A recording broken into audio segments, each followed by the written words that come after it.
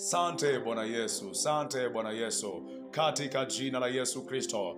Mama, ita neema ya Mungu kwenye maisha yako, ita neema ya Mungu kwenye maisha yako. Mwanafunzi unasoma, ita neema ya Mungu. Kuna mambo hauwezi kuyapokea isipokuwa neema ya Mungu, ita neema ya Mungu. Kuna watu huwezi kukutana nao isipokuwa kuita tu neema ya Mungu ambayo itakusaidia kuweza kukutana nao. Mariga duzligla madobra doskadia.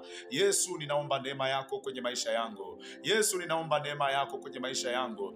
Kuna mahali unatamani kufika, hauwezi kufika isipokuwa uite neema ya Mungu ndiye itakayeweza kusaidia uweze kufika hapo ambapo Mungu amekusudia kuweza kufika. Marika duza ligla mana abra duskadia, katika jina la Yesu Kristo.